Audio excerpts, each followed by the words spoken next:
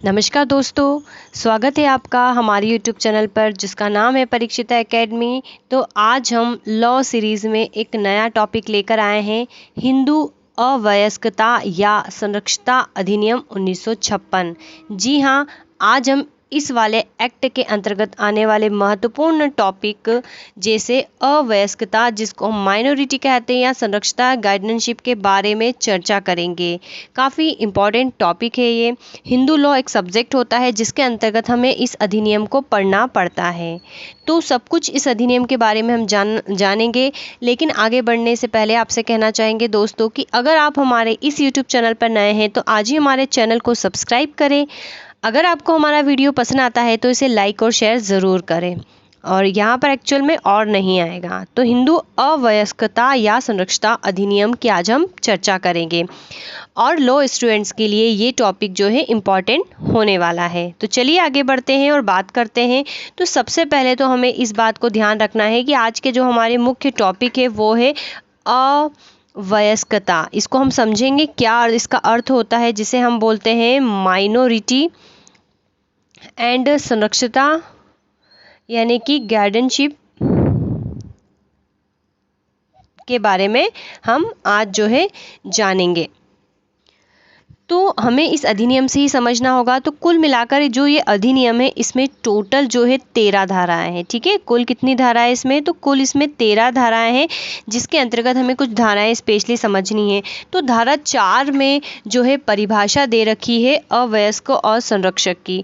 तो अवयस्क जो होते हैं ऐसा व्यक्ति होता है जिसकी आयु 18 वर्ष की पूरी नहीं है, वो जो है अवयस्क समझा जाएगा। किसके अनुसार? हिंदू अवयस्कता तथा संरक्षता अधिनियम 1956 के अनुसार ऐसा व्यक्ति जिसकी आयु 18 वर्ष नहीं पूरी हुई है वो अवयस्क है। संरक्षक किसे कहेंगे? तो वह व्यक्ति जो अवयस्क के शरीर का या उसकी संपत्ति का या फिर दोनों की देखरेख करता है वह संरक्षक कहलाता है। 18 वर्ष से कम आयु के बच्चे, यानी कि हम जब अपने माता पिता के संरक्षण में होते हैं तो हम अवयस्क होते हैं अगर हमारी उम्र 18 वर्ष नहीं है, उससे कम है। और संरक्षक वही है जो हमारा ध्यान रखता है, उस समय जो बच्चे रहते हैं उसके शरीर का ध्यान रखता है, संपत्ति का ध्यान रखता है या दोनों का ध्यान रखता है, तो वो जो होता है संरक्षक कहलाता है। संरक्षक बेसिकली इस अधिनियम के अंतर्गत जो है 4 प्रकार के बताए गए हैं। पहला है प्राकृतिक संरक्षक, वसीयती संरक्षक, न्यायालय द्वारा नियुक्त संरक्षक और कोर्ट ऑफ वॉर्ड्स के अधीन। तो हम इन चारों संरक्षकों को समझेंगे। प्राकृतिक संरक्षक हमने देखा, दूसरा है वसीयती, तीसरा न्यायालय द्वारा नियुक्त, चौथा है कोर्ट ऑफ वॉर्ड्स। इसके अलावा भी 2 और संरक्षक जो होते हैं एक्टिव होते हैं, जिसको हम बोलते हैं वस्तुतः संरक्षक और तथर्थ संरक्षक। हालांकि इन दोनों संरक्षकों का हमें एक बात ध्यान रखना है कि अधिनियम में इनका उल्लेख नहीं है, लेकिन हम इसे समझेंगे। तो कुल मिलाकर बात यह है कि हमें इस अधिनियम में अब जो है 5 प्रकार के संरक्षक पढ़ने हैं, जिसमें मोस्ट इंपॉर्टेंट है first and second, her exam में पूछा जाता है। चलिए, तो हम अब बात करते हैं प्राकृतिक संरक्षक की कि प्राकृतिक संरक्षक कौन होता है। ठीक है, ये संरक्षक है तो जो अवयस्क से प्राकृतिक रूप से संबंधित होता है वो जो होता है प्राकृतिक संरक्षक कहलाता है। इसको नैसर्गिक संरक्षक भी बोलते हैं। ठीक है, यानी कि नेचुरल। तो पिता जो जनरली संरक्षक होते हैं पिता होते हैं, उसके बाद जो होती है उसकी माता संरक्षक होती हैं। माता पिता के बाद जो है कोई भी किसी भी रिश्ते को संरक्षक का अधिकार प्राप्त नहीं है।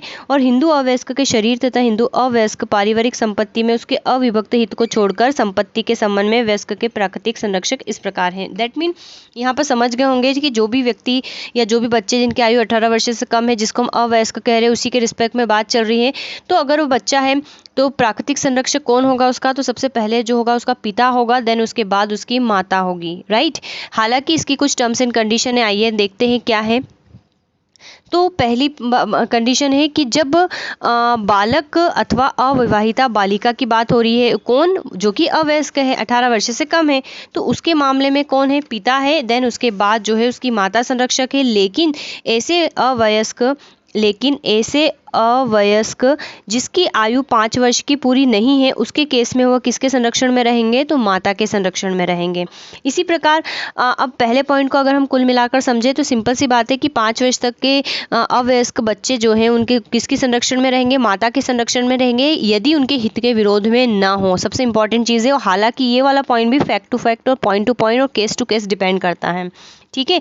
मान लीजिए कि माता का कहीं पे अफेयर है, वो नहीं चाहती, उसको छोड़ देती है, उसका ध्यान नहीं रखती है, तो फिर उससे संरक्षिता ले ली जाती है। ठीक है, यहाँ पर बोल तो रहे हैं कि 5 वर्ष तक के बच्चों की संरक्षक उसकी माता है, लेकिन अगर वो उसका ध्यान नहीं रखती है, उसके हित के विरोध में नहीं है, उसके हित के विरोध में है, तो वो संरक्षक नहीं होगी। ठीक है, इसीलिए हम यहाँ पर बोल रहे हैं कि यदि बच्चे के हित के विरोध में न हो तो 5 वर्ष तक के अवयस्क बच्चों किसके संरक्षण में रहेंगे? माता के संरक्षण में रहेंगे। और संरक्षिता की अगर बात होती है कभी पर जहाँ पर मान लीजिए कि पिता या जो भी पहले पिता रहता है, बाद में माता रहती है, किसी कारणवश पति पत्नी में मतभेद हो, तो संरक्षिता की वैधता जो होती है उपलब्ध परिस्थितियों तथ्यों को ध्यान में रखकर तय की जाती है। ठीक है, फिर न्यायालय किस बात पर तय करता है? तो परिस्थिति और तथ्यों पे ध्यान रखेगा, और सबसे बड़ी बात जो बच्चे का जिसमें हित निहित हो उस बात की ओर वो ध्यान देता है। ठीक है, यदि माँ के विरुद्ध एडल्ट्री का आरोप साबित हो जाता है अथवा कमज़ोर मिजाज का आरोप साबित हो जाता है, तो उससे क्या करते हैं? संरक्षिता समाप्त हो जाती है उसकी। अगर अवयस्क किसी एक संरक्षक के पास है तो वह दूसरे संरक्षक को मिलने से नहीं रोक सकती है। जनरली देखा होगा कि बच्चे हो जाते हैं, पति पत्नी में विवाद हो जाता है या अलग हो जाते हैं, तो बच्चे की खींचातानी चलती है, तो ये न्यायालय डिसाइड करता है कि उसे किसके पास रखेगा, जहाँ पर बच्चे का लाभ होगा, हित होगा, वो उसी के पास रखेगा, प्लस दूसरे संरक्षक जिसके पास नहीं है उसको मिलने से नहीं रोकेगा। तो यहाँ पर ये बात होती है। नेचुरल केस में क्या होता है, लेकिन पिता होता है संरक्षक, देन उसके बाद जो होती है माता होती है। अब जब जारस बालक या जारस अविवाहिता बालिका, ये अविवाहिता है, ठीक है, तो उसके मामले में क्या होगा? तो जारस का मतलब होता है जो कि नाजायज़ हो, बच्चे हों, तो उसके केस में बालिका, उसके केस में जो अवयस्क बच्चे होते हैं उसके मामले में जो संरक्षक होती है माता होती है, और उसके बाद जो संरक्षक होते हैं उसके पिता होते हैं। और तीसरी कंडीशन है विवाहिता बालिका के मामले में, चाहे उसकी कितनी भी उम्र हो, अगर बालिका विवाहिता है तो उसकी संरक्षिता किसके पास होती है? उसके पति के पास होती है। यह यहाँ पर इंपॉर्टेंट चीज़ है। और पति भी चाहे अवयस्क हो या वयस्क हो, उसके पति के पास ही रहती है। अगर पति हिंदू नहीं रह गया है, या उसने अंतिम या पूर्ण रूप से संसार त्याग दिया हो, वामपस्थ ग्रहण कर लिया हो, सन्यासी बन चुका है, तो उससे संरक्षिता जो होती है समाप्त हो जाती है। तो इन कंडीशन में पति की भी संरक्षिता जो होती है समाप्त हो जाती है। और यहाँ पर इंपॉर्टेंट चीज़ ये है कि धारा 7 में दत्तक ग्रहीता पिता और उसके बाद दत्तक ग्रहीता माता जो होते हैं नैसर्गिक संरक्षक समझे जाते हैं। अर्थात धारा 7 में जो होते हैं दत्तक ग्रहीता माता पिता के केस में संरक्षिता की बात की गई है, तो सबसे पहले वही दत्तक पिता होंगे और दत्तक माता होगी। और इनमें भी अगर संरक्षिता में मतभेद होता है तो इसका भी निर्णय न्यायालय द्वारा करते हैं, जहाँ बच्चों के हित में हो। अब यहाँ पर है संरक्षक होने की अयोग्यताएं। ठीक है, क्या संरक्षक किस परिस्थिति में वो नहीं रहेगा, तो उसकी अयोग्यता क्या है? ठीक है, अयोग्यता क्या है?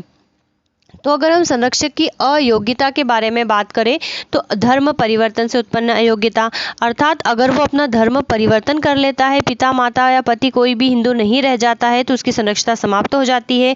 सिविल मृत्यु से उत्पन्न अयोग्यता, अर्थात अगर सन्यासी हो जाता है, यति हो जाता है, मृत्यु संस्कार कर लेते हैं, श्राद्ध कर लेते हैं अपना विधि पूर्वक, तो उनको सिविल मृत्यु डिक्लेयर की जाती है, उनकी संरक्षिता जो होती है समाप्त कर दी जाती है। अवयस्कता, मतलब अगर वो अवयस्क है तो सिंपल सी बात है, उनकी संरक्षिता ऑटोमेटिकली जो है समाप्त हो जाएगी।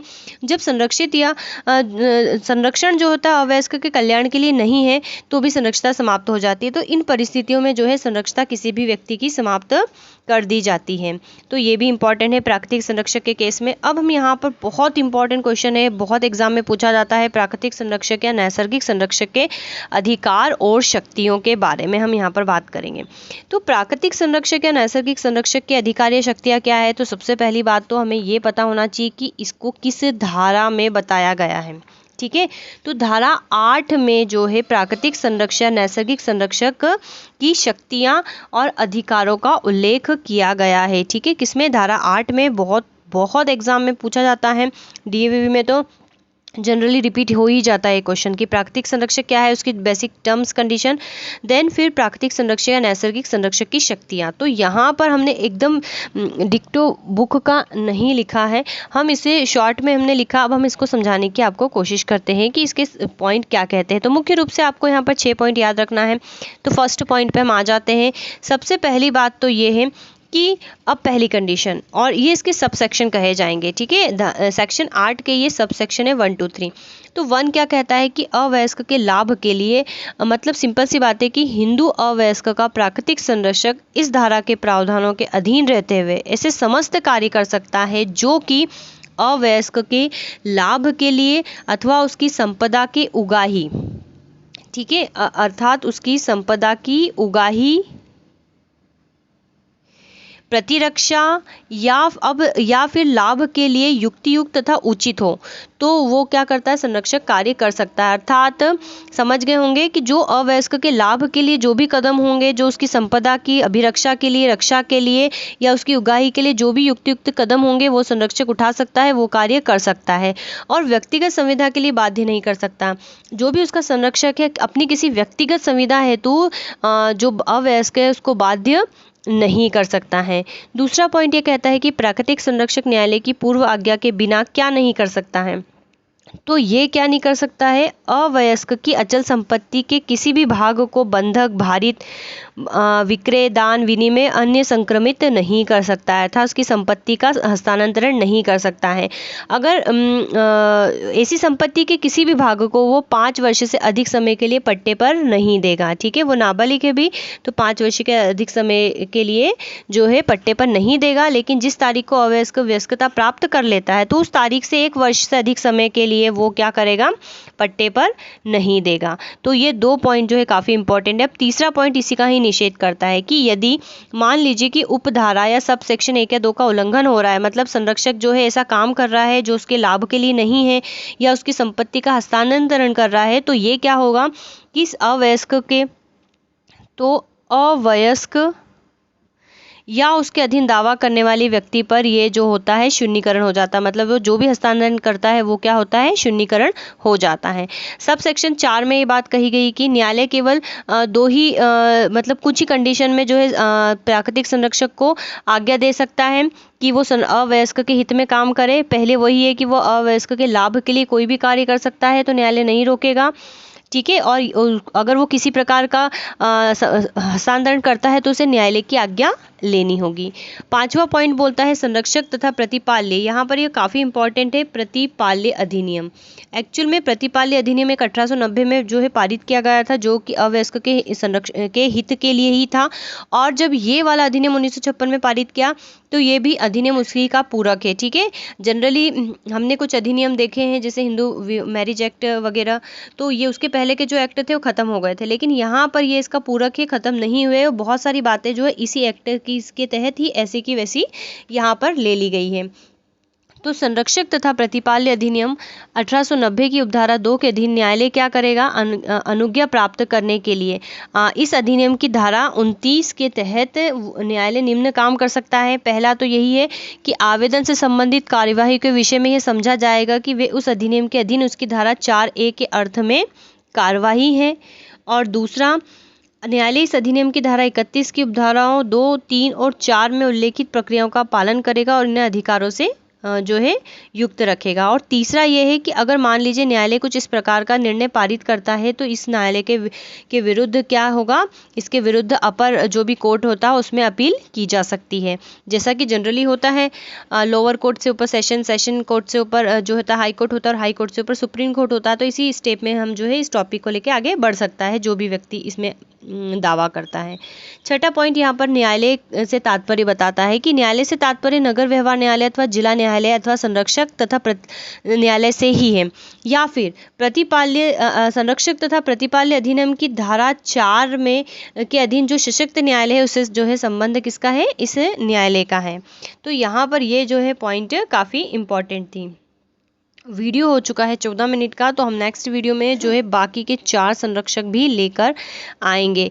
तो आई होप आपको हमारा वीडियो पसंद आया होगा। So please subscribe our channel, like share comment. Thanks for watching and have a nice day.